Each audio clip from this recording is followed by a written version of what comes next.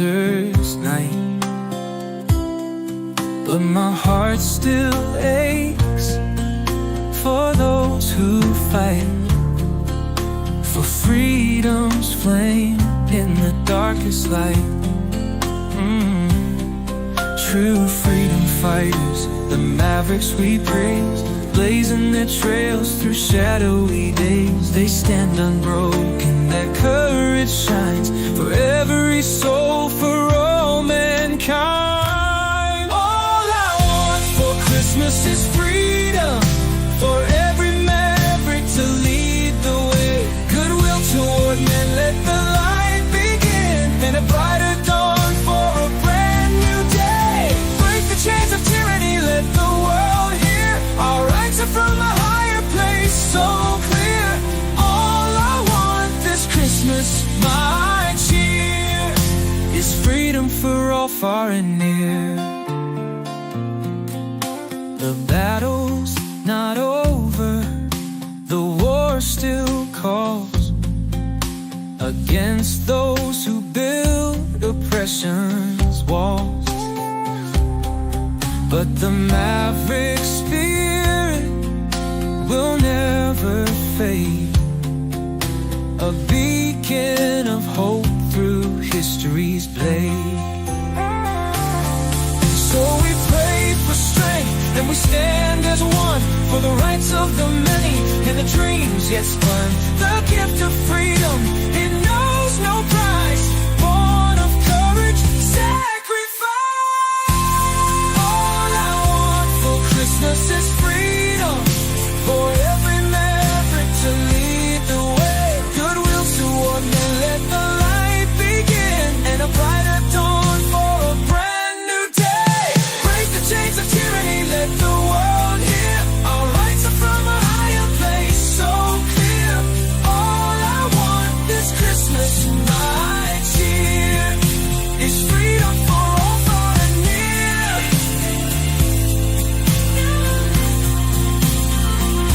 Let's honor the brave, the fearless, the true, the Mavericks who dare to break through. Their fight's our fight, their cause divine. Freedom for all, for your heart and mind. All I want for Christmas is freedom, for every maverick to light the way. Goodwill toward men, let the peace begin, and a brighter world for us to stay. Stand against dictators, let justice ring, our rights from above, the anthem we sing. All I want for Christmas this year is freedom for all far and near. Ooh. This Christmas we remember the Maverick so bold, who carried the torch in the freezing cold. Freedom's the gift, the fight never done. This Christmas we pray it's for everyone.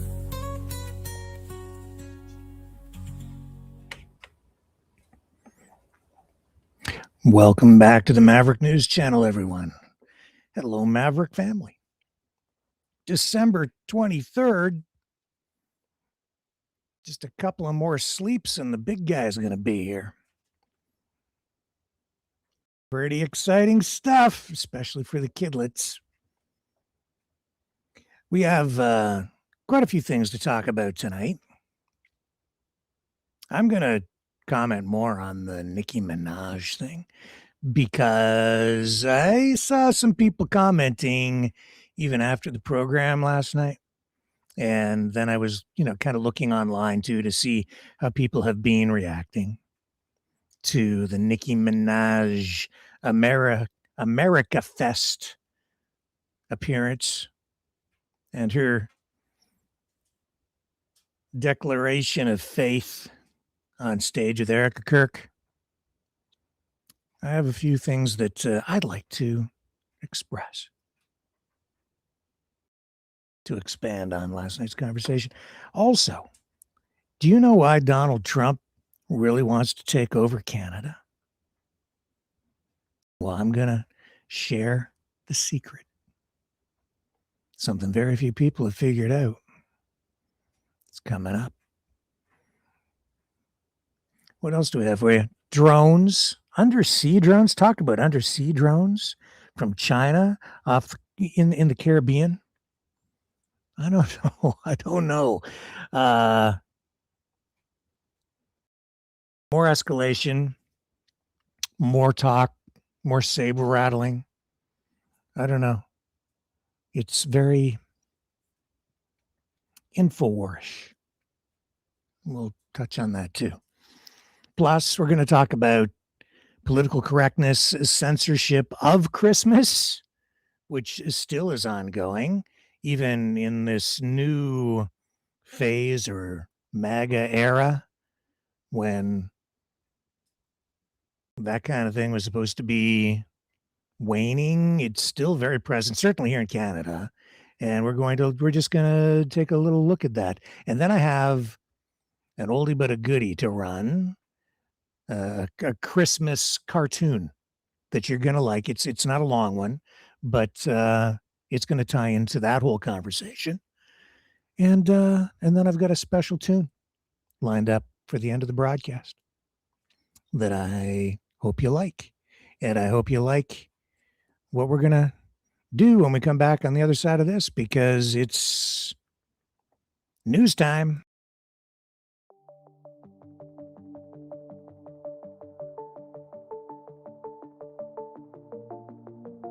Greetings, brave Mavericks. Our quest for truth continues. We go beyond fake news. Together we expose propaganda. Together we pull others out of rabbit holes. We are maverick thinkers. We are all unique individuals, defenders of individual rights and freedoms, credible, trusted, grounded in reality. Maverick News, Maverick News.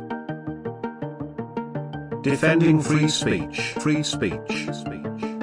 Donate at freedomreporters.com. Do it now. Tomorrow may be too late. Maverick News. The world is watching.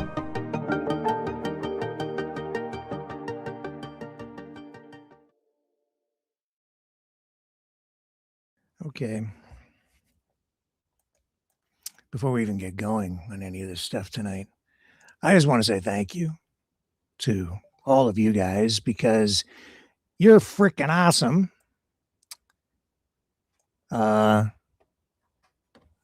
Really, I mean, we're very fortunate. I'm super lucky, and I think just we as a group here are very fortunate to have such a great bunch of people, a great family, and it has become a family, a community, and I just want to say thanks for the support,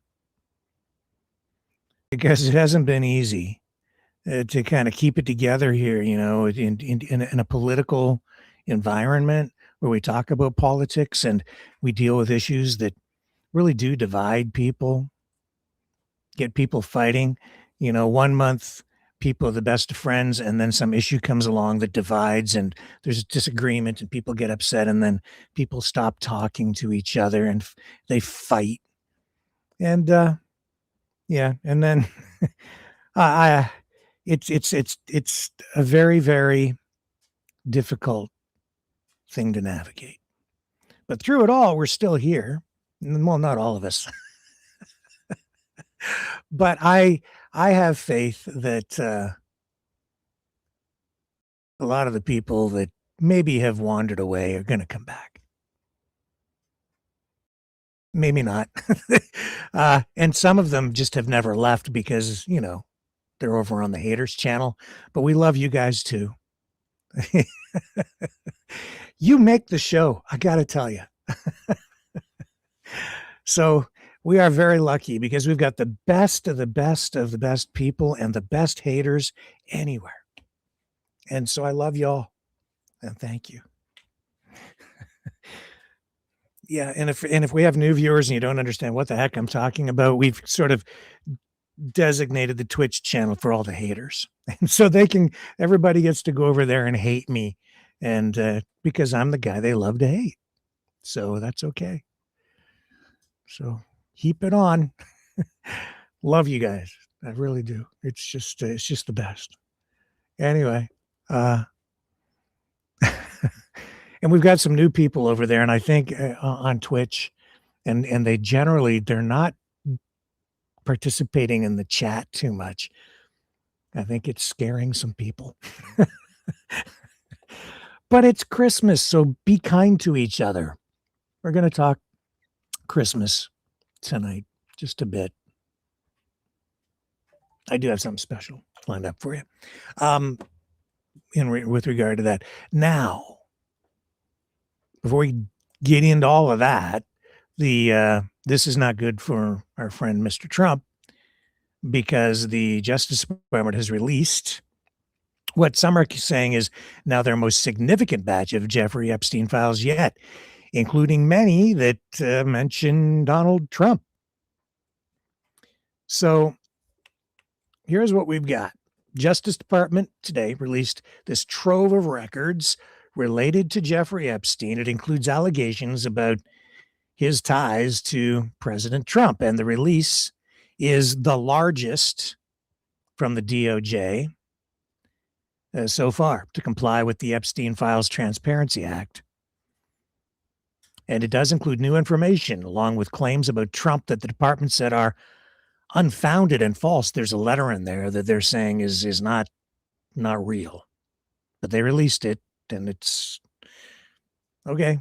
Well, so yeah, there was this email published today claimed that flight logs show Trump flew on Epstein's plane at least 8 times in the 1990s, including once with an unnamed, redacted 20-year-old woman. And so this email, according to a federal prosecutor in New York, it was sent in January. And from this federal prosecutor to an undisclosed person, and it says, for your situational awareness, wanted to let you know that the flight records we received yesterday reflect that Donald Trump traveled on Epstein's private jet many more times than previously has been reported or that we were aware, including during the period we would expect to charge in a Ghislaine Maxwell case.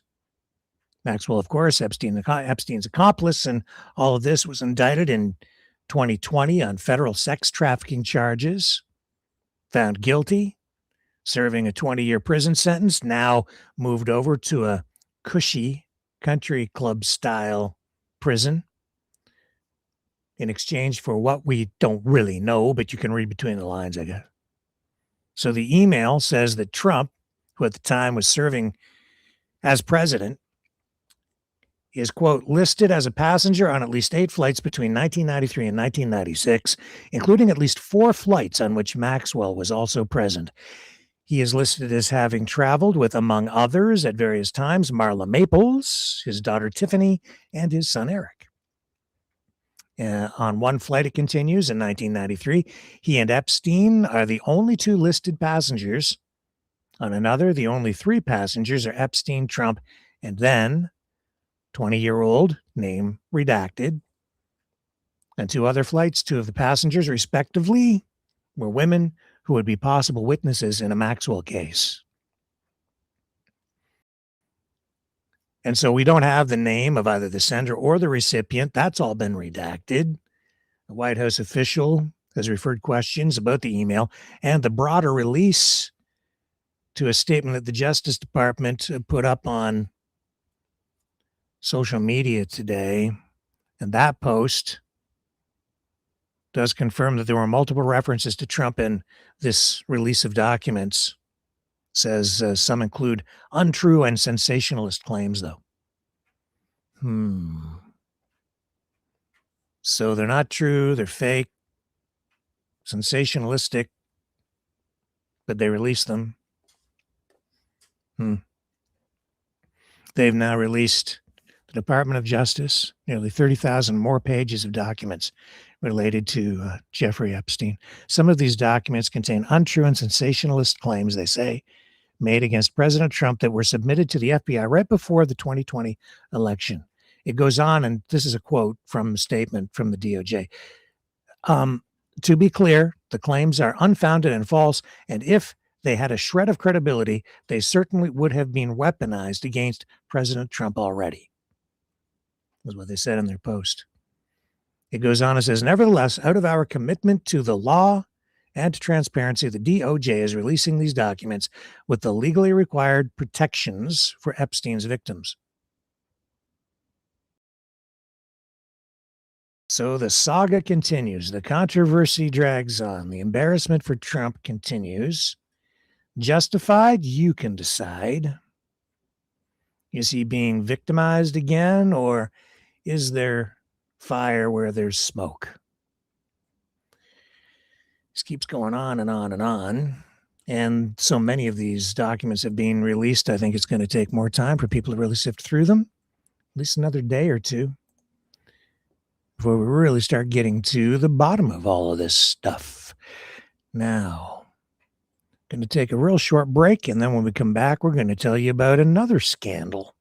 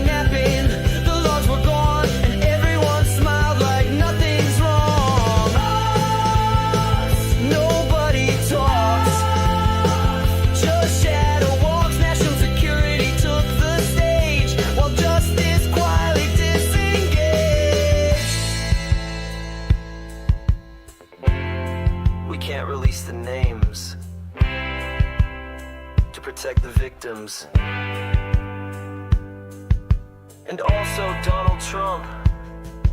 Coincidence? Just dumb luck. Right?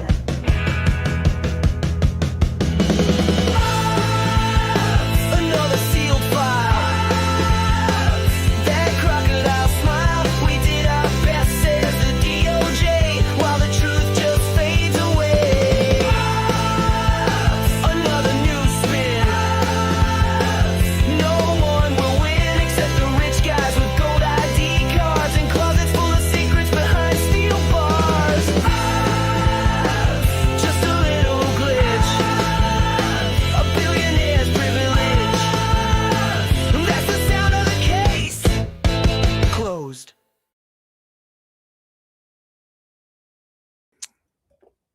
We have the DOJ document or post release. Let's bring it up for you, if the computer will catch up.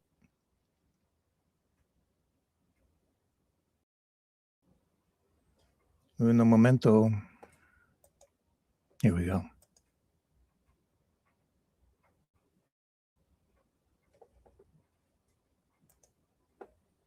And there it is on X.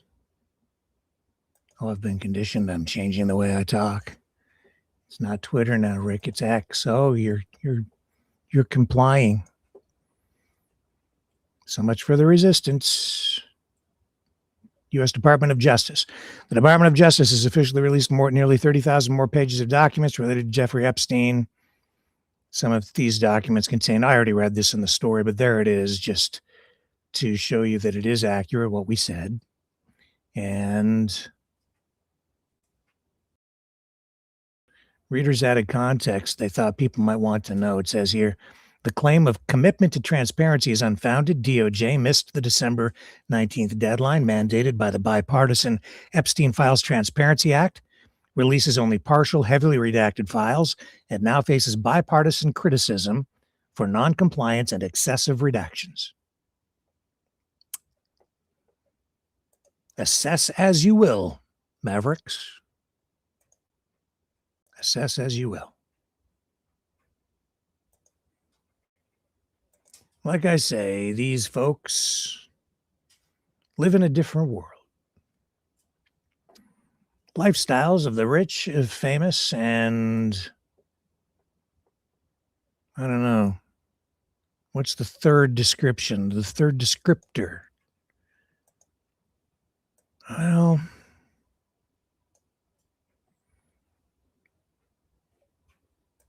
rich, famous, and decadent. There's a good word.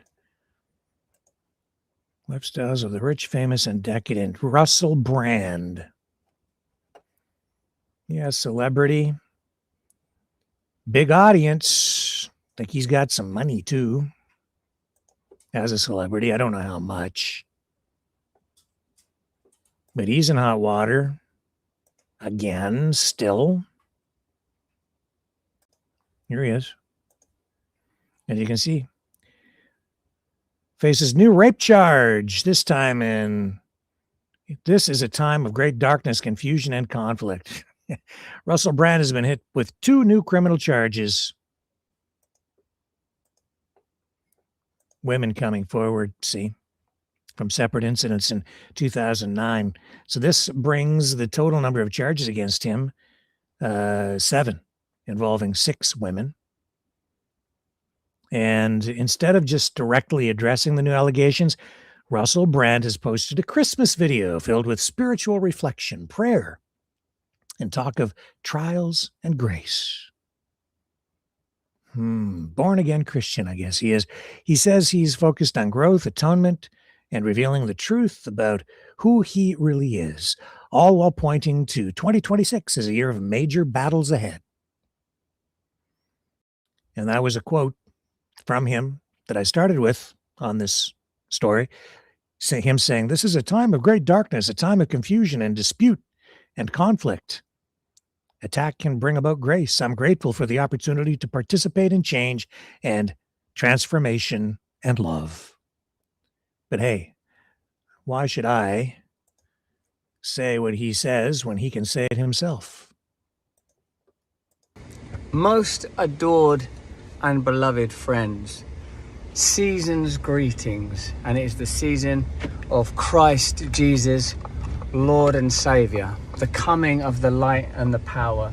This is a time of great darkness. You're all aware of that. A time of confusion and dispute and conflict. But I've learned in my own life that attack can bring about grace.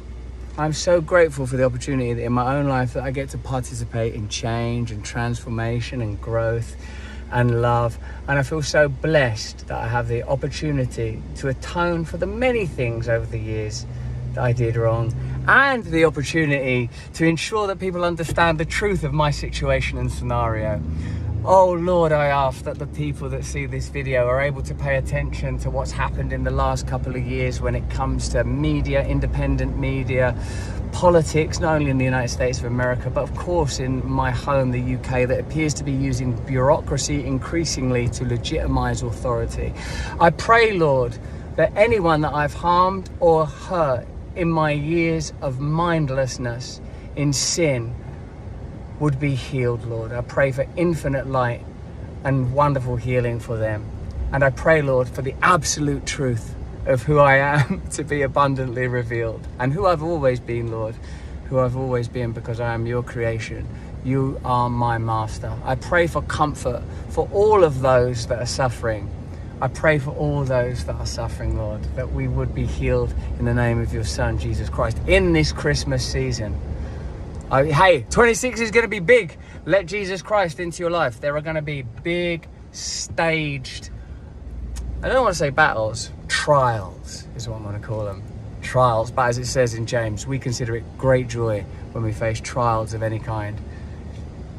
Jesus Christ, I love you, and I love all of you. Have a beautiful Christmas. Mwah!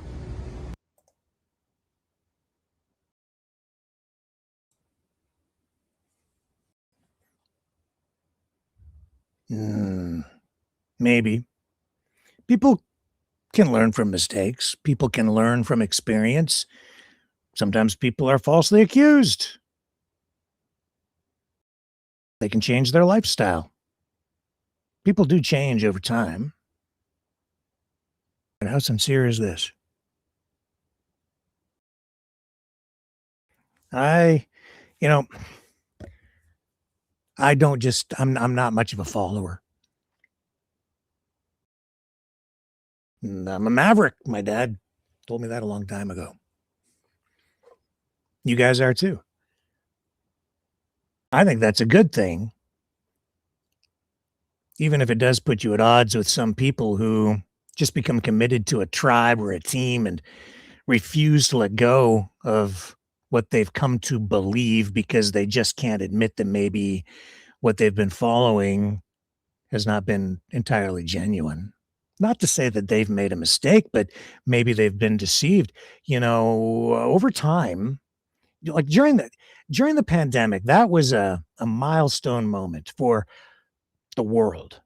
And a lot of people really ended up being drawn into political camps and even religious camps because of the terrible things that were being done to people, lockdowns, mandates. But then over time, as the pandemic was still upon us, a lot of people exploited that in order to recruit people to generate support for a political cause or to just generate money or just to build a YouTube channel or whatever it might be. But over time, as we got further and further away from the pandemic, which is still, weighing on all of us in many ways. But as time has gone on, I've seen the inconsistencies, the hypocrisy within, these political groups, the left and the right. Certainly during the pandemic, you saw the worst of the worst of the worst of the authoritarians, I think more on the progressive side of the political spectrum. But when I think of during the presidential election last, the RFK Jr. campaign, I saw Russell Brand on stage with Jordan Peterson, both of them still being propped up, put on a pedestal as heroes of the conservative movement. And yet there they are on this stage with a former Democrat, somebody who Trump, I think he even called RFK Jr. a communist at one point, certainly left-wing socialist, didn't like RFK Jr. And he does come from that sort of political soup.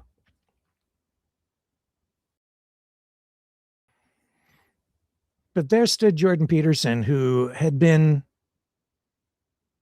sort of absent from the public scene for quite a while because of his drug use. Well, he writes books about clean up your room, right? And then there's Russell Brand on stage, and I think he'd had sexual assault allegations leveled at him again, multiple times, even up to that point. And people still cheering for them, just, I think, because they're like celebrities. Not to say that I don't like Jordan Peterson. I just see that these are flawed people. They're not perfect. And there is some degree of hypocrisy there. And I think a lot of celebrities, a lot of people who get into the public spotlight, including a lot of journalists or news types or influencers, they end up just saying things that they know people want to hear so that they can build audience. Or because they kind of feel trapped after a while, they kind of get backed into a corner and well, I took a position on this and I can't change because I've said these things. And in order to keep the people I've got, I can't shift my position at all. You kind of back yourself into a corner. In fact, it was said to me, this would be almost 2 years ago now, I think. And I can't really divulge who it was or what the subject matter was at the time. But in a private conversation, we were talking about something that had happened and how we had both taken sort of a position and had aligned ourselves editorially with a particular side on the matter. And the person said to me, and I said, well, and you could see that things had gone wrong. And so that support was no longer warranted. But because we had already kind of offered up editorial support over time for that one side, you were kind of embedded with it. And so this person said to me, because I was like, I can't support that. And that person's response was, well, it's a little late now. And so that person continued down that path, but I shifted because it was truth. And it's scary to do it. Because if you go against the grain, people attack you. Next thing you know, you've got a whole channel devoted to haters. But I also know from experience and from what I've been taught from very smart people over the years, media people like really seasoned journalists that taught me when I was young. Celebrities come, celebrities go. Journalists come, journalists go. Media types, personalities, they're here today, gone tomorrow. A lot of them end up being like flashes in the pan, shooting stars. The secret to success in this business or craft is survival. And you know what it takes to survive in the long run? It's simple, man. Just tell the truth. And that's a word that just is thrown around so much that it's really lost its weight and even its definition. It's been watered down, so people don't really even know what truth is anymore. But I think I've got a pretty good handle on what truth is. Not sure that we're always getting there, but we're trying to get you closer every night. And the only way we can do that is if you're wrong about something. And that doesn't mean that you've made a mistake. It's sometimes that you've been deceived. And so you have to acknowledge it, and you have to progress. You have to evolve. You have to be willing to look at all sides of things, not just two, all sides, take in all the information and shift if you need to. Hate to use the word pivot, but yeah, you can do that. Don't get too committed to any one thing because sometimes there's just blatant hypocrisy that becomes apparent. Hypocrisy, inconsistencies, outright lying, and people do these things for less than noble reasons, certainly less than righteous reasons. That brings me to the whole Nicki Minaj thing.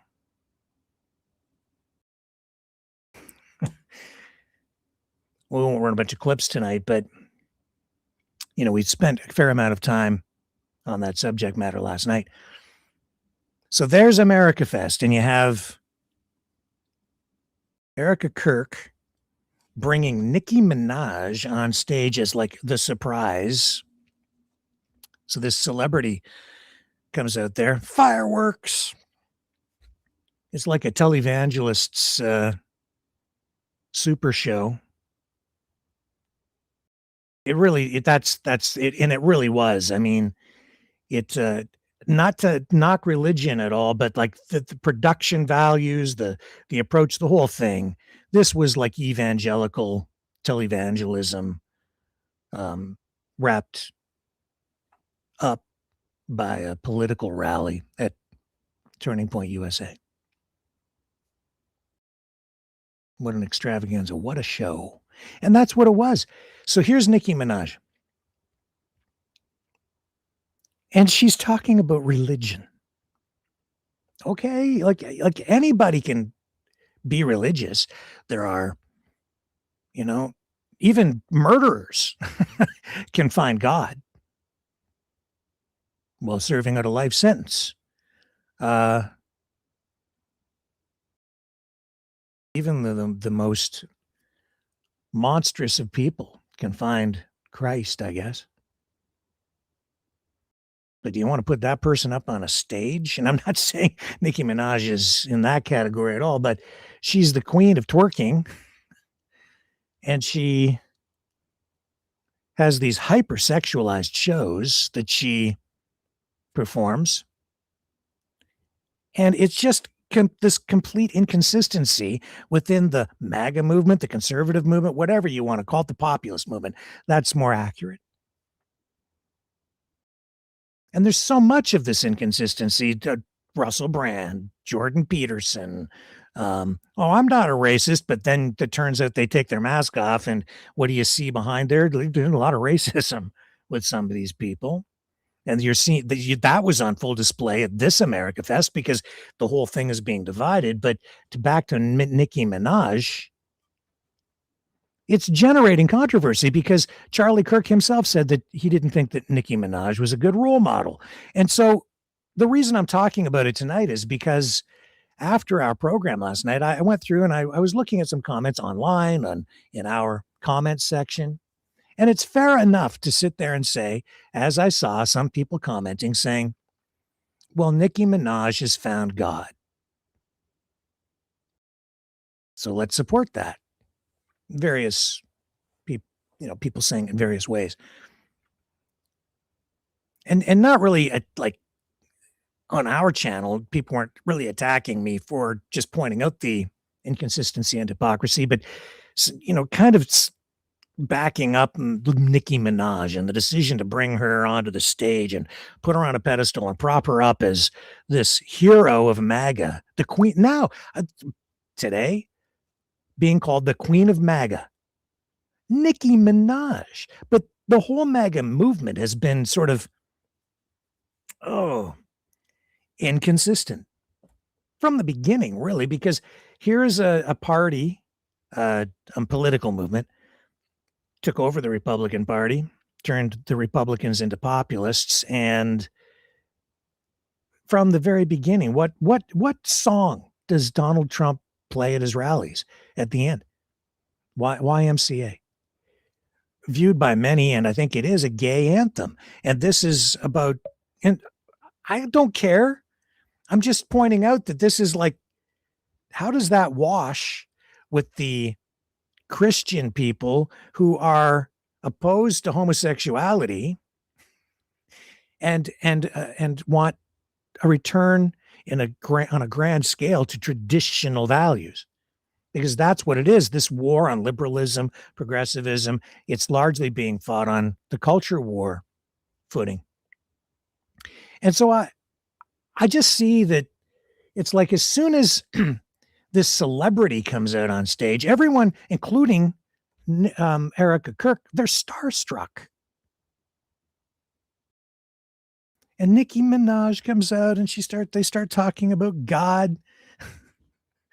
And I'm like, what? And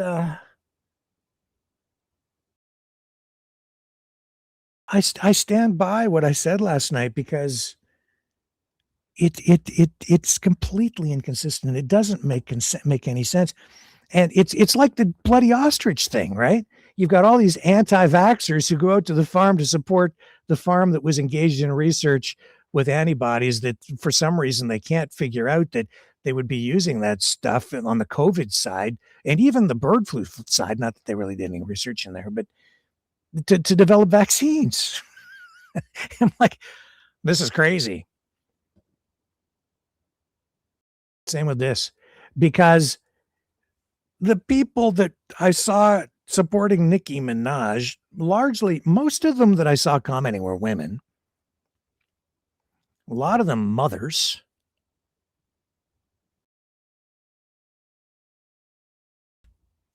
Who are upset about things like drag queen story time and don't want their kids to go anywhere near a drag queen story time event. And yet they think Nicki Minaj is cool and it's great to have Nicki Minaj, converting to MAGAism and Trumpism, whatever. And yet I just, it defies logic for me, because with Nicki Minaj, she appeals to a young audience, including teens, even preteens. And you have these moms taking, like they do, like I saw posts about it. Some of these people who are into like traditional values and they're big Trump supporters, and they take their teenage daughters to these concerts. And I see that you have parents, moms taking kids as young as 5 to 10 years old to these shows where the lyrics are hypersexualized and the kids are sometimes singing along with these songs, or they do. And well, some people are sitting there, save the children. Remember the whole save the children thing? Some of the people that I saw commenting were all in on the anti-LGBTQS plus movement. And yet Nicki Minaj has a core base, or at least a large following of like the LGBTQ community and gay men. And so I'm like, okay, whatever, it's cool, whatever you want. I think they call them the Barbs, these gay men that are like huge Nicki Minaj fans, and they support her and they go to her concerts, and gay men, they refer to them as the Ken Barbs, because Nicki Minaj has this image of being like a super Barbie, right? With her big booty and her twerking. I'm like, okay. So you don't want drag queen story time, but then you go to a Nicki Minaj concert you don't want your kids subjected to drag queen story time, but then you take your kids to a concert where they're singing a song called like Anaconda. Do you not see the double entendre there? Get out your anaconda. This is not Romper Room. And I don't think, maybe they don't realize that what Nicki Minaj also does is sort of this reverse drag queen story time, or this reverse drag show thing, because she has this character that she slips in and out of, an alter ego that she calls it, as Roman Zolanski, that she uses for aggressive verses in some of her songs. And Roman Zolanski is basically like this the character is this cross-dressing gay male transgender. True. And Nicki Minaj says that's what's inside of her. And so she has been promoting, and still does, identity politics. Again, exactly what people on the conservative side are opposed. So none of this makes sense. And while Nicki Minaj says that she has found God, in fact, she's never said that she left God and became like a born again Christian. She's saying that she's always been religious from the time she was young, but she's just sort of rediscovering it and rekindling it. It's not like it's a new thing for her. So she's not really changing her views, and she has not changed her shows. She still twerks. They're still hypersexualized. She still does Roman Zelensky. She still does all of this stuff. And I'm a pretty tolerant guy. So really, you can do what you want because I believe in freedom. I'm just pointing out that this is very inconsistent, and I just don't quite understand the support. And I don't understand why they would bring Nicki Minaj on stage, except that they're trying to broaden the tent, I guess, politically, and bring celebrities in to try and just generate more support. Or maybe it's because they felt that the MAGA movement is growing and they have to make room for more people. But this is dysfunctional and it's going to fly apart. There's no way this is going to stick. Over time, it'll disintegrate. But most political movements do to some degree. And then they reconstitute later. It's just, but I just, it blows my mind. Oh, Nicki Minaj, yeah, and they're all cheering at the crowd. And then the comments that I saw after the program last night just perplex me, especially coming from some of the people that I know who commented, because it was like, but I know that you're very much opposed to some of these other things that Minaj has been supporting, endorsing, promoting, lifestyle. And as some of these moms, I know some of them are moms. I'm like, really? Because I know that if you caught your daughter twerking, you'd go ballistic. But you'd think it's cool and okay because it's Nicki Minaj. But people, I guess, are blinded by celebrity, blinded by money, the power.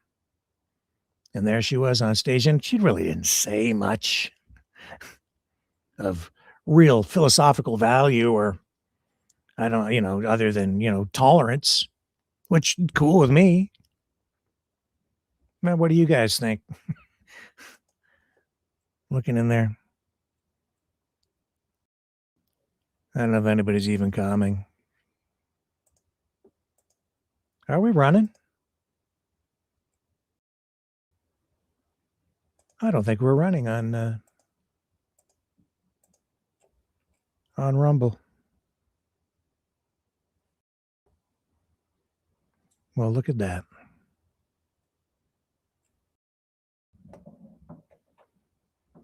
Yeah, Rumble 2's up. Not running on Rumble 1. I wasn't aware. Well, everybody can go to Rumble 2. I can put it in the chat. If I stop now, the whole broadcast is going to go down. So let me get you the link so everybody can go over to Rumble 2. That'll help out Rumble 2 channel, if you guys don't mind. We got pretty rushed here today because I've got so much going on. Here we go. Let's see what's going on over here on Rumble 2. Yeah, this is Rumble 2. People are in there. Yep. Okay, I'm going to put the link here. Go back over here. I'm going to post the link to the Rumble 2 channel in the chat on Rumble 1. There it is. And I'll make a little message here for people.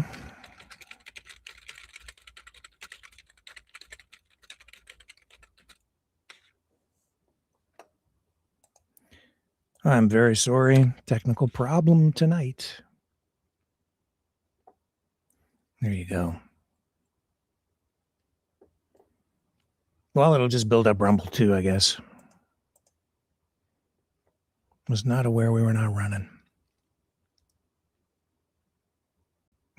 Yeah. YMCA makes no sense at all, says Dana Klassen.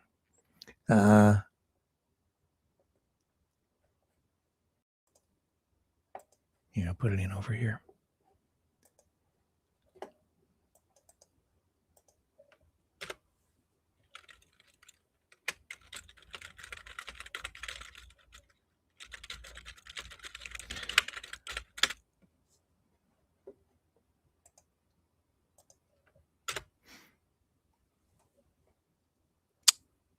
Yeah, sorry about that, folks.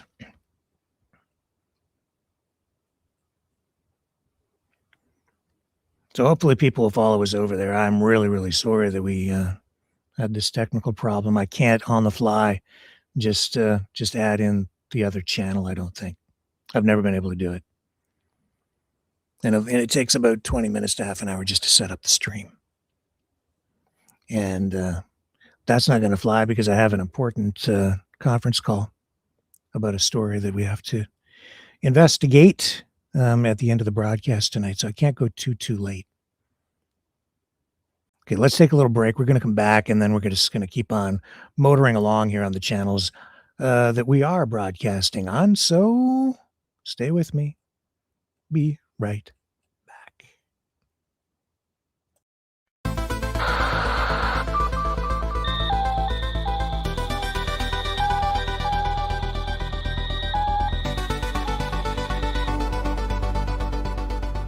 Maverick News isn't just a news outlet, it's a community of truth seekers. Your donation at freedomreporters.com fuels our mission to report the stories that mainstream media won't touch. Thank you, Maverick family.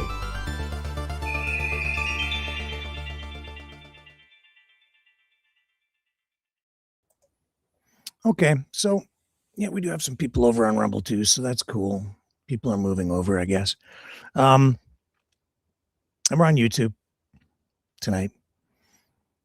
You have to be careful what we do on YouTube, though, because we're going to talk now about this 60-minute story on the deportations to El Salvador and the CECOT thing. So here we go. So as we reported last night, CBS spiked this story, or at least saying that they're delaying it. Barry Weiss. So she says they need to do more work on it. And that's they have people over there threatening to quit over this because they're being accused of corporate censorship. And I think there's some truth probably to that because they're getting pressure and they're afraid of how Donald Trump and the White House might respond to all of this. So somehow, global television in Kazakhstan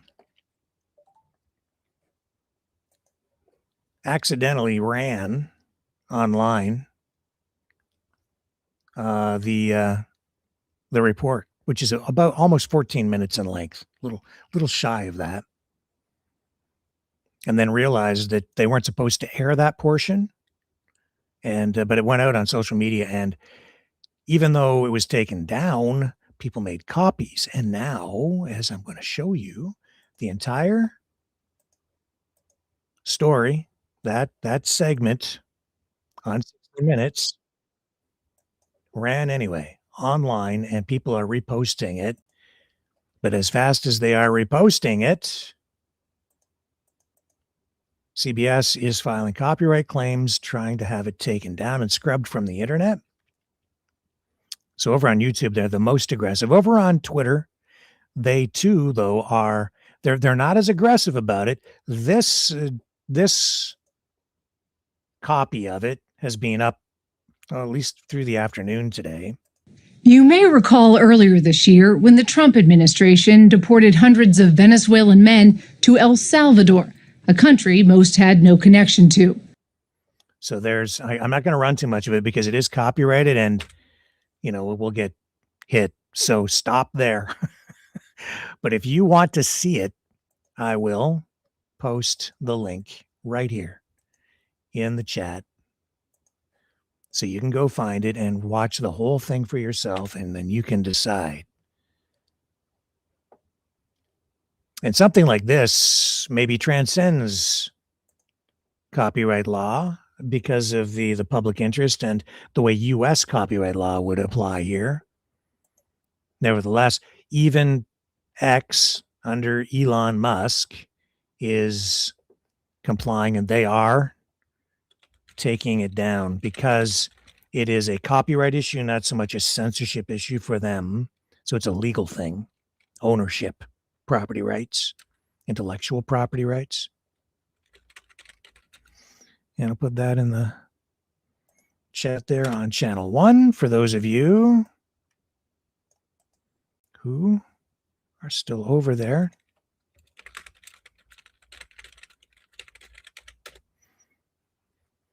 Trying to get everybody to move over to Rumble 2. And we'll go over here to Rumble 2, and I'll put it in the chat over there too. There you go.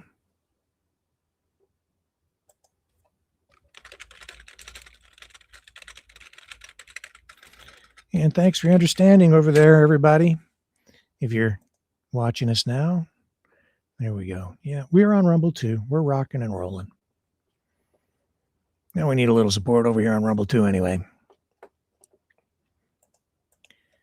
So it's good for Rumble 2 channel tonight to build it up. So thanks for everybody for doing that. So yeah, it's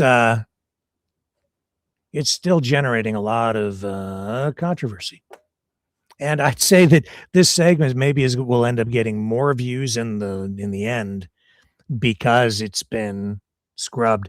Now, CBS isn't saying that if they were canceling it, they were postponing it. But of course, that means they're going to rework it. And now you'll be able to see the original version versus whatever it is they come out with. What they're saying over there, the editorial executives at CBS, is that they didn't, I think that they said they didn't have input from the Trump administration. And so they wanted more balance. That's fair. That is fair. And if that's all they're doing, then fair. And if they think they need to wait a little bit longer, and immediacy here, I don't think is that critical, because the story will remain as fresh a week or two from now as it is today. But the Trump administration didn't respond to requests for comment. And so CBS is going out of its way, way out of its way, to give voice to the administration if they choose to participate in the journalistic process here. Keep your eye on it.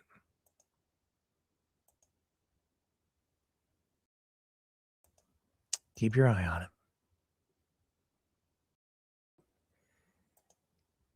Okay. Lots of people watching on the YouTube channels tonight, so that's good too.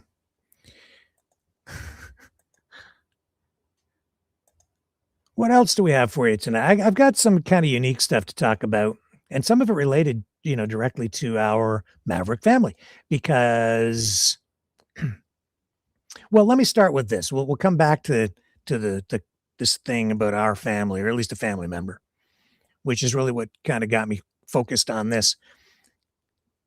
Do you know why Donald Trump really wants to take over Canada? He's jealous. Super jealous. I'll show you why. It's because of Santa Claus.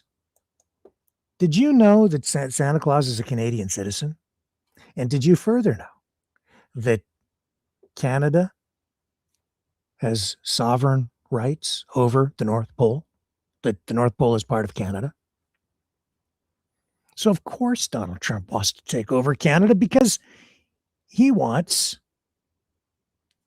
the North Pole, and he wants to annex Santa's home. This is a story on CTV. Canada says Santa Claus is a Canadian citizen, and it claims Canadian sovereignty extends to his North Pole residence and workshop. And it's true, man, because you can go to the post office. And this, you know what? Think about that. Miracle on 34th Street. How did they prove Santa's existence? Letters. Letters mailed to Santa Claus, and it's a federal offense to commit an act of fraud like that, right? By putting a false address and mailing something to somebody that doesn't exist. And yet the post office processes those letters every single year. And here in Canada, the post office has a direct line to the North Pole, to Santa himself.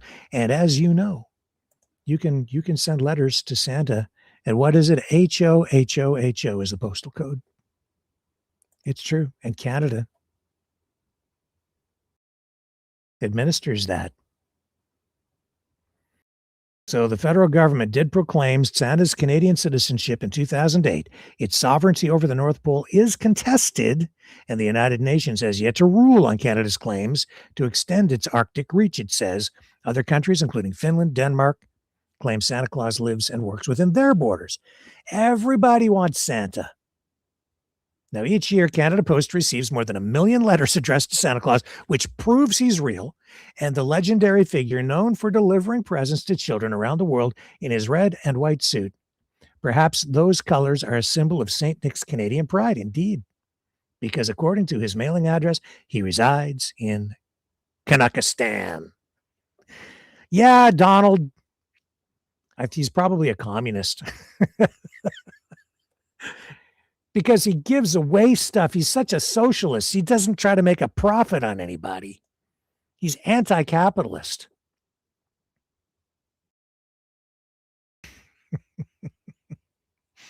No wonder he wants the North Pole. Well, too bad, so sad, man. Santa's on our side.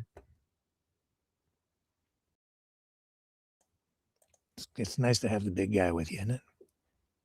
I mean, the real big guy.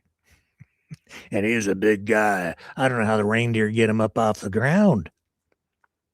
Flying around. They're strong. It's the magic, what is it that they feed the reindeer? The magic feed. They eat that and then they fly. I don't know what's in that stuff, man, but they take off. I don't know if that's setting a good example for the kidlets, but we'll leave that one with you too. Now that brings me to the the tie-in with one of our Mavericks who sent me a message, and I won't tell you who it is because it doesn't really matter and don't need to mention names. But one of our Mavericks went on a. Let me see if I can find the message because it's very relevant and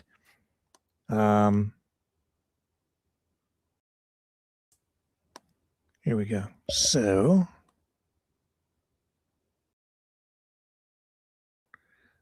Very relevant to what is going on in our world today. Here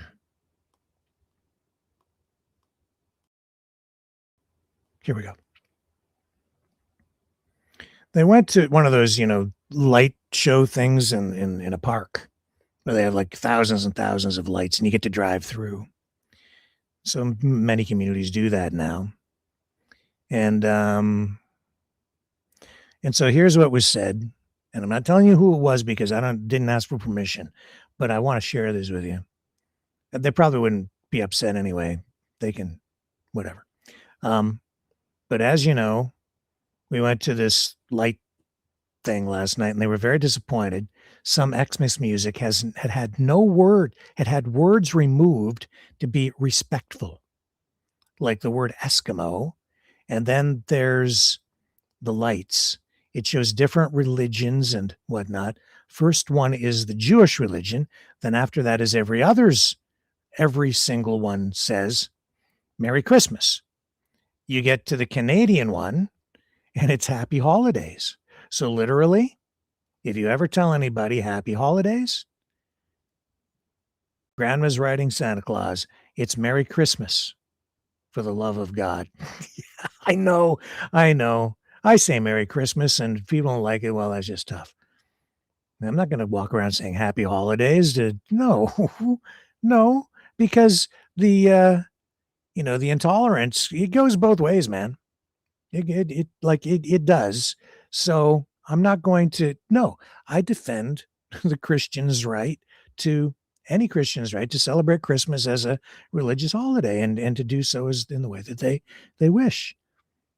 These people have lost their ever-living minds. Yes, no kidding. And it goes on. It's been, I think it was worse a few years ago. It's been tempered a bit, but it's still out there. You see this political correctness gone awry, where it's not politically correct at all anymore, really. It's political aberration. It's intolerance. directed at a specific group of people, which is discrimination against any religion. Like the song Folks Dressed Up Like Eskimos literally just describes the clothing for the Arctic weather. Like the song Folks Dressed Up Like Eskimos. It literally describes the clothing for the Arctic weather where they live. So, yeah, I mean, well, it's racist, right? Okay. Yeah, there are examples through history where, yeah, stuff gets pretty racist, has been racist in the time. And so and I'm going to run something in a little while to illustrate that. But I don't know, man. Like, they just take it too far. Like White Christmas, the movie, some people wanted that banned a couple of years ago because it was like White Christmas. What the F?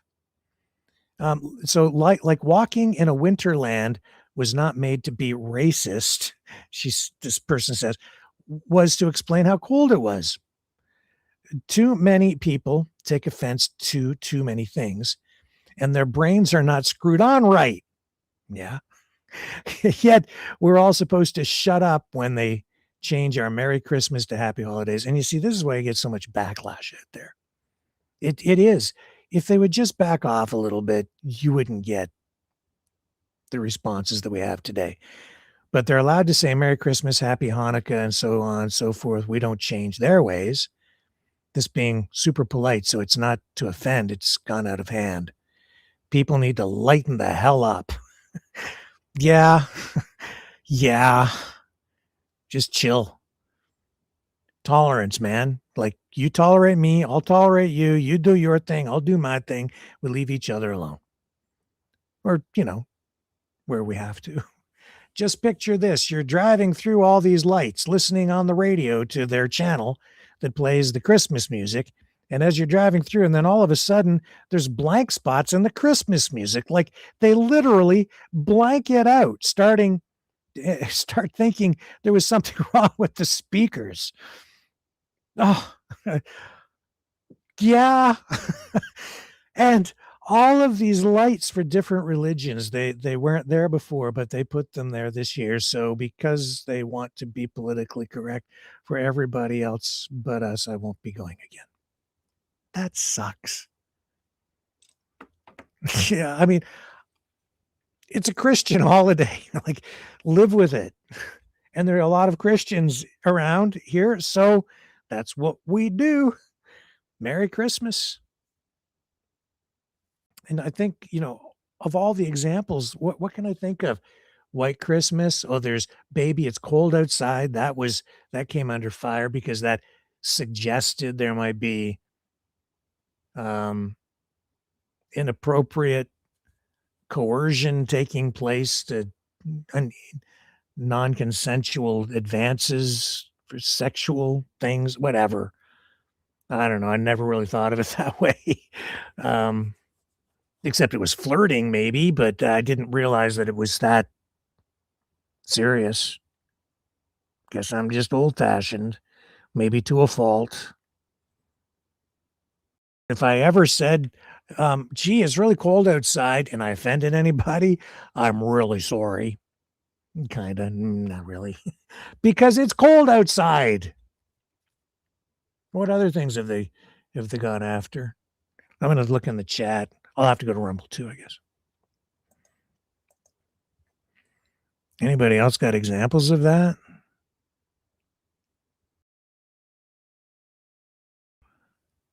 What other ones were there? There's a bunch for Christmas. Just not coming to mind. But they've tried to get whole movies taken. Or Rudolph the Red-Nosed Reindeer because of bullying. So they tried to get that destroyed. And I think there is some truth to the fear that some people, political activists who are secular, maybe even satanic, whatever their religion might be, they're trying to destroy Christmas. There's an attack on Christmas and Christianity. There are people like that. There are. And other people are just trying to be non-offensive and politically correct. It's nothing new, really. It's gone on for a long time. So that's why I was thinking, as an example, this old Disney cartoon, what do they call them? The Silly Symphony cartoons. One of them is called Santa's Workshop, 1932. And so it's a short. I'm going to run this. Santa Claus and his elves are preparing toys in the North Pole Workshop, which is in Canada. And I don't know if they're unionized or not, but they certainly there would have labor laws to protect the elves. And Santa checks his list of naughty and nice children. Of course, in 1932, I think the work standards might have been different here in Canada. Nevertheless, so he's checking his list of naughty and nice children, and the elves assemble and parade hundreds of toys before loading them into Santa's sack. And the controversy with this Disney short from 32 comes from stereotypical depictions, which were common in 1930s animation, most notably a black doll that exclaims, "Mammy," in a caricatured voice and then turns to moon the camera with Santa laughing approvingly. I guess that's where the Nicki Minaj tie-in comes here. I don't think they called it twerking in 1932, though. These scenes, widely criticized as racist caricatures and later re-releases and modern platforms like Disney Plus have edited out those moments. It's like you're driving, except they do it more skillfully, so you don't just get blanks like our Maverick did at the Festival of Lights thing or whatever they call it in that community, where the song just gets a blank hole. Just mute it for 10 seconds. But they've edited out these moments in modern versions of these, adding content warnings about harmful stereotypes.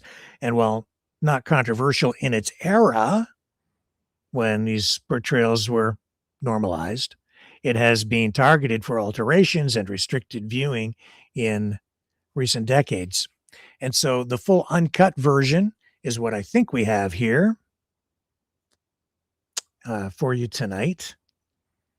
And we're just gonna run it, and hopefully we don't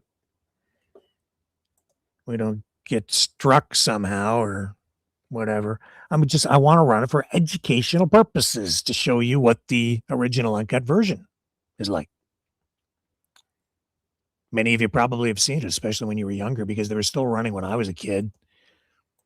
So has that really influenced my views on things? I guess my views have changed, somewhat over time. When you're a kid, you're very easily influenced, I guess, or more easily influenced. I don't know. You guys tell me in the chat, what have your views on things like this evolved as people have tried to make us all more aware, I guess, to wake us up or make us more woke, however you want to call it. And is it justified, not justified? Should we just run this stuff anyway? Because at the time it was what it was and it was socially acceptable, but today not socially acceptable. So do you have to edit everything from the past to make it politically correct today? I don't know. Difficult issues, man. Let's run this. 1932, Santa's Workshop, Disney. And I'd say that was the politically correct version, because the stuff that was supposed to be in there, I didn't see it. Did you guys see it? I didn't see it. The mammy thing, I didn't see it. Looks like it must have been cut out. Of course, they kept the butt stamps, the butt stamp stuff in there. Let me just check over on Rumble too. Did anybody, there was stuff in there that I think could be deemed racist. I just didn't see the things that were supposed to be there that were the most egregious. It was a different time. It just was. So if you edit all that stuff out, it changes history too. I don't know. Difficult stuff. So that's kind of where we're at tonight. Censorship issues over at CBS, censorship issues with movies, like even It's a Wonderful Life. It was under fire in its day because it was seen by some, including in the government. I think they were investigated by the FBI for being anti-capitalist. Yeah, It's a Wonderful Life. Frank Capra, who made pro-government flicks, propaganda films, actually, Frank Capra did. He was like Mr. America, Mr. American cinema in that day, and they came after him for being anti-capitalist. Different times. 2025 now. I don't know if things have changed all that much because they're banning books, even as they claim to be promoting free speech. And even the Nicki Minaj thing last night, just to pivot back to that for just a moment. I didn't follow up on a comment that I wanted to make last night, because if you listen to what she said, she talked about free speech and how people are not being allowed to say what they want to say and think what they want to think. And then later, she said in that interview, such as it was, we cannot allow those people to take power or get into power or even get elected, I guess. I thought, well, depends on what you mean by that.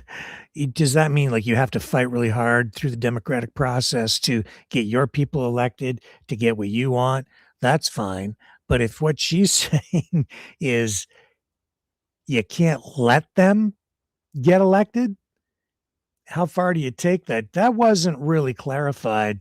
That kind of language can be taken a couple of different ways, maybe more than a couple of different ways. And so there are people out there who have given up on democracy, and a lot of them within the populist movement. As a result, you're seeing, I think, those people get sucked even further over to the extreme on that side of the political spectrum. And what they are advocating for scares the hell out of me. And I would say that even the administration, the way that it sits right now, as much as they say that they're committed to the Constitution, they're not. They are the Trump administration 2.0. I don't think that they're committed to democracy. I think they're so fed up, or at least that they've convinced themselves that they should be so fed up that the system is rigged, that they're busy rigging the whole thing. The other thing I came across, I was thinking a lot about that last night while I was sleeping.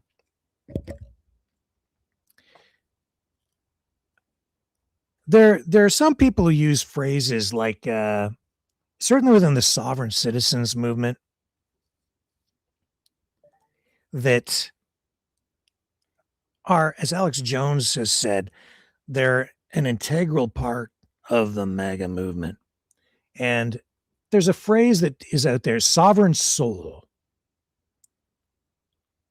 And even sovereign citizen. And I had we did this segment on the sovereign citizen who said some things that, as a sovereign citizen who is above the law, I pointed out that it's contradictory because this movement is largely, again, evangelical, Christian, believes in God, traditional values. And the sovereign citizen movement rightly believes that rights come from a higher place, except that in their language and in their belief system, in their ideology, the one of the big flaws is that they are putting their sovereignty as individuals above even God, certainly above the state, where their rights become paramount over everything. But that simply leads to chaos, because at some point everyone has to be held accountable, or there has to be a process there of accountability, and there's always some limit placed on where rights go, because everyone has to have rights, and therefore you have to respect other people's rights, or nobody really has rights. It's just results in anarchy and chaos and conflict and people walking down the street with guns, and we get what we get in the law of in international relations today, where it's like the law of the jungle, right? That the guy with the most guns rules, or the biggest nuclear bomb. So this sovereign citizen language, it's contradictory, because if you say that you're a sovereign soul, that's to say that your soul is sovereign. And as I've looked at the language surrounding all of this, that in itself, again, that puts you, even after death, as a sovereign person, a sovereign individual. Your soul is, you think, is sovereign. And so you're above even the law of God. Oh, no, no, I mean it. So this ideology is entirely flawed. And it just leads to a lot of what we have going on right now. And there's a big belief out there that there's this shadow government that's running, that really pulls all the strings. And yet, you know what I've come to realize, and I fleshed this out last night. When Trump lost re-election for the presidency, or you can say it was stolen, you can believe whatever you want. Regardless, it doesn't matter. He always said the system was rigged. And he actually was running a shadow government.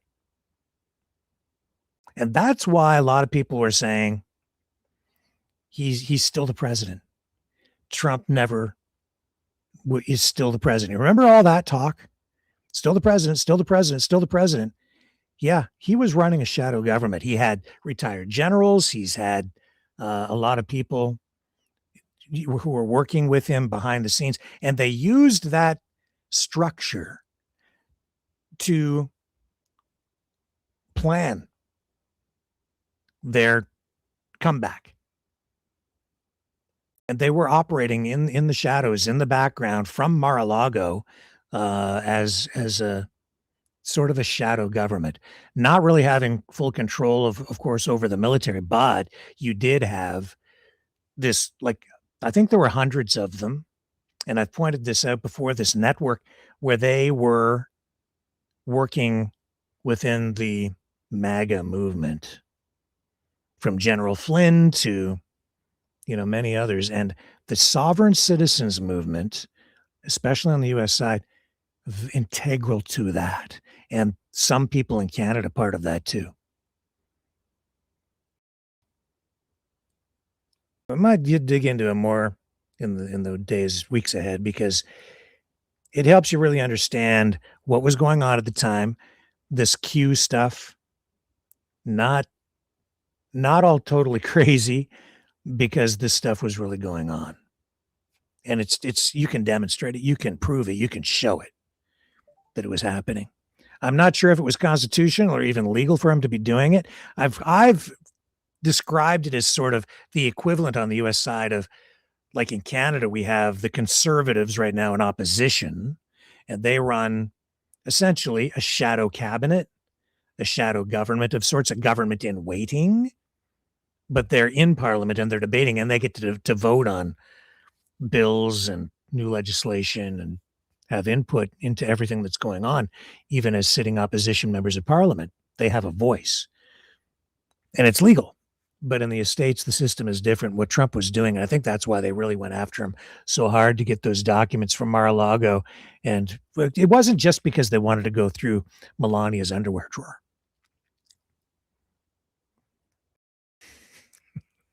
They were afraid, and they kind of knew what was going on, I think. So that's what we have here today. Speaking of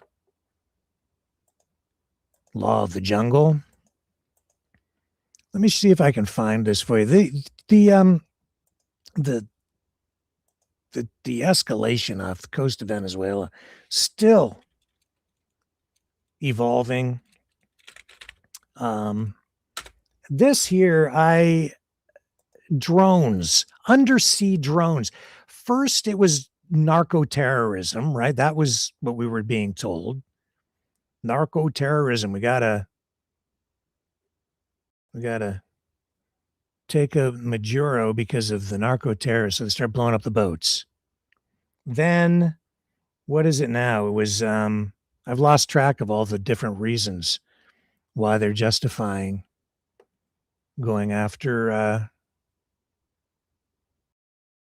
well, then it was the oil because, yeah, this past couple of weeks, they stole the oil from the United States, which people can't understand. And I had to go and look at it. And it's because the oil companies had contracts there. Then the Venezuelan government nationalized the oil industry and kicked the Americans out because they wanted control of their resources.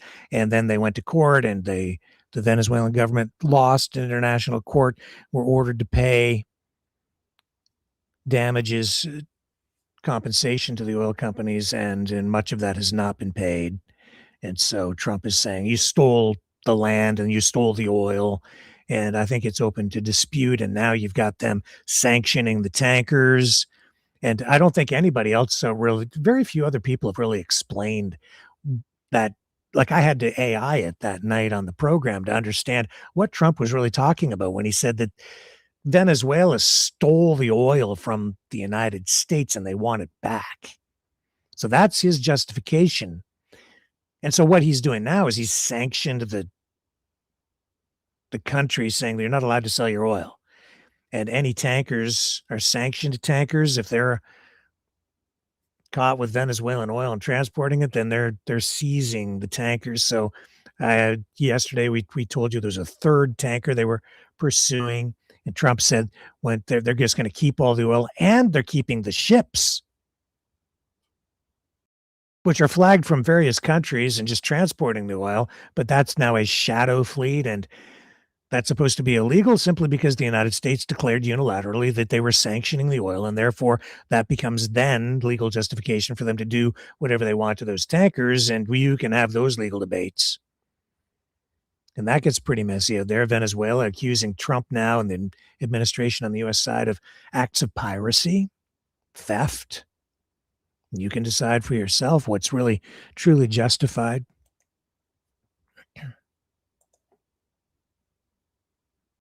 What a mess. So those are the two original, well, first drugs, then they want the oil back. And now the third thing, drones, undersea drones. See if I can find the posts on this. I don't think it's getting mainstream, media attention yet. But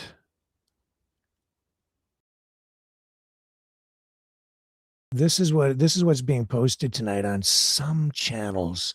We'll just do a Twitter scroll here. I should have queued up the ones that I've seen. I think these are sort of like, as I've characterized them before, trial balloons to see what response they get from the public when they talk about this stuff.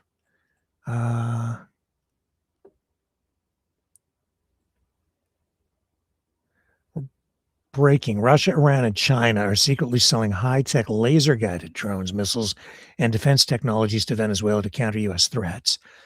So there's that. And then as you scroll down,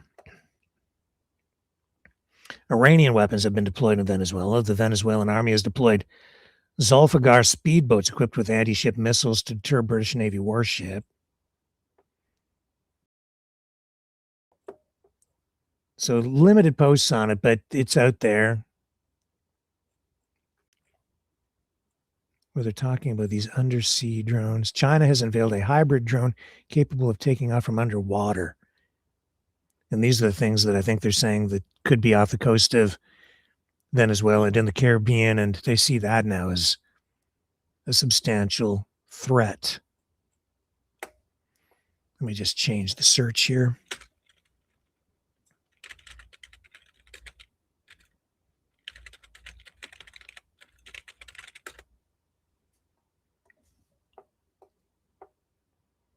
Yeah, right here. Toria Brook is the account.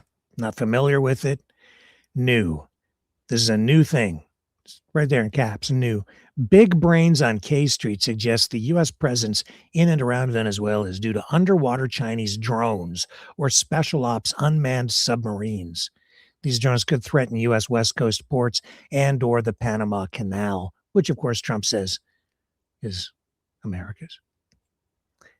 Venezuela has allegedly been smuggling these Chinese drones, and they are now reportedly all over the Atlantic coast.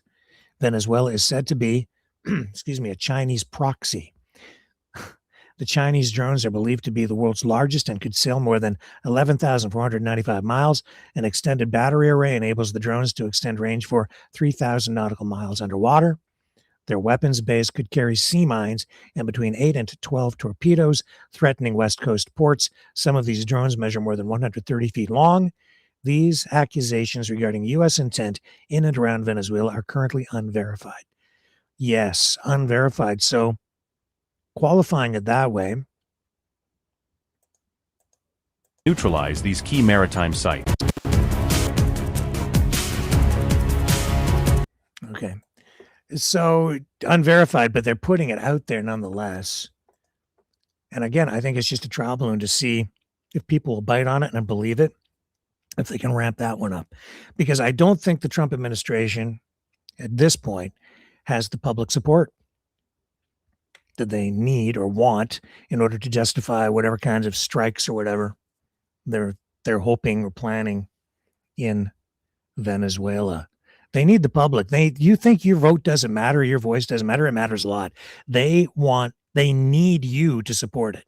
They need you to not just tolerate it, but be on board, like a substantial portion of the population. Or they keep it a secret, but this is too public. So they don't want to do anything, especially when Trump is the president who said that he's not going to get us involved in any more forever wars or regime change wars. And yet here he is saying today that Maduro would be smart to resign and leave the country. Smart. And you know who's in the wings waiting is the Machado who received the Nobel Peace Prize. Although I don't think that she's going to actually be the replacement for Maduro, going to be second in command. I don't know. I haven't really figured out who they'll actually install there if they get what they want. But this is, make no mistake, this is a regime change exercise.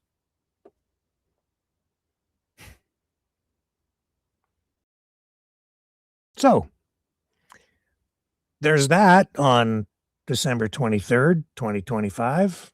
2 more sleeps. And then Santa comes. And through all this political correctness and looking back at the past, it makes me think of tradition. For me, Christmas is really about memories. It really is. And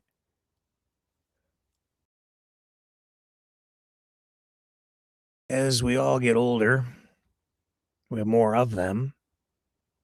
And the older you get, you realize that you have fewer Christmases ahead of you than you have behind you.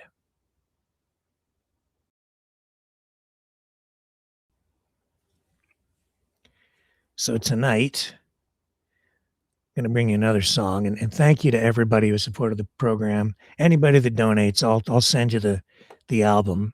Sent it out to some people last night, overnight, actually early this morning. The Maverick 25 Christmas album. And I think we've got some really nice songs on there that you can share with your family and maybe create some new memories this year for you and your families.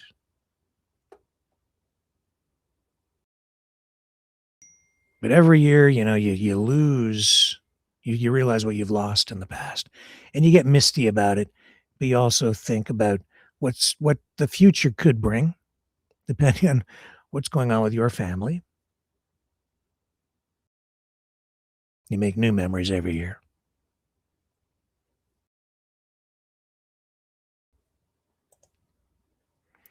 But you remember, and you want things back.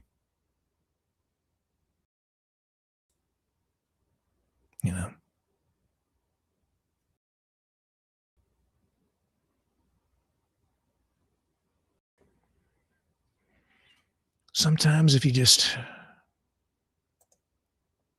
dream, take a moment and pause,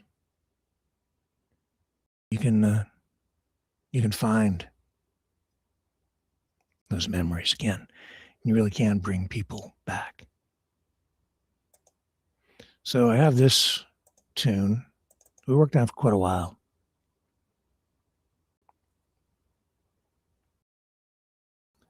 Let me get it queued up here for you.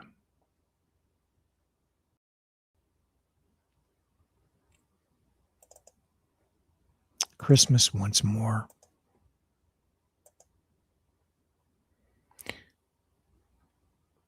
When you get old, maybe you lose somebody, maybe your wife. You can take these lyrics, a couple of different ways, but this is really what I had in mind when I was thinking about losing someone you love. And at Christmas, you need them back. And this is a song about how you can, or at least how this person, fill in the blank for yourself. How they, in this case, bring back their wife. In the frost and the light. Diffused, but shining through the window. See you guys tomorrow, 7 p.m. Eastern, on the flip side. One string of lights, we danced barefoot to the old radio show.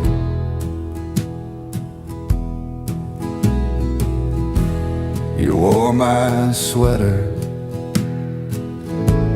I burned the pie, but we laughed in the window's glow.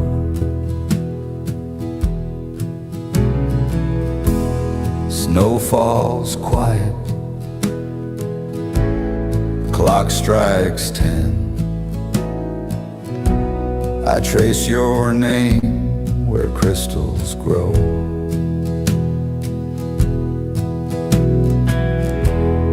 Firelight flickers, the room is still, yet in the glass, it's years ago.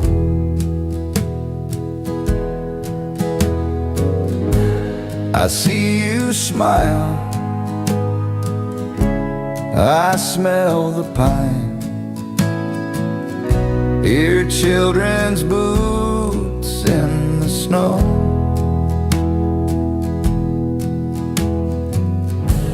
You're hanging tinsel, stealing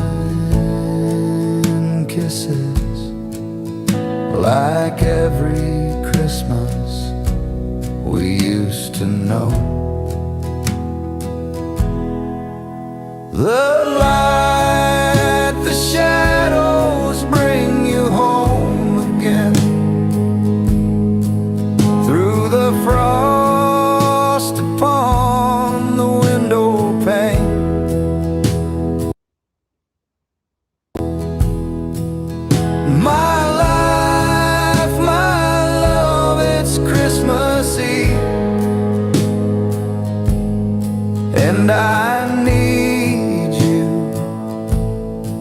just once more, just once more.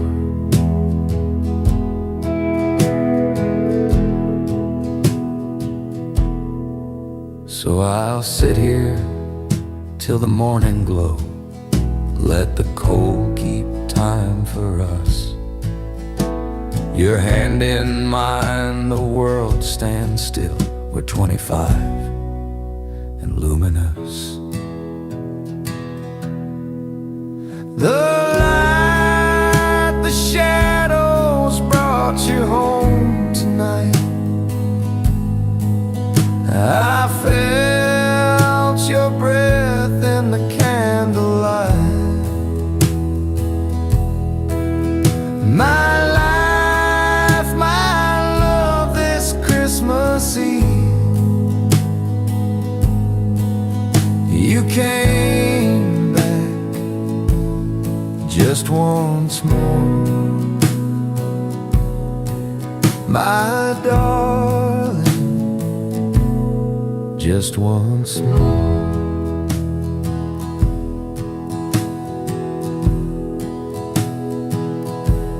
Snow falls soft, drifts through time. I leave our heart upon the pane. Merry Christmas, my love, till Christmas brings you home again.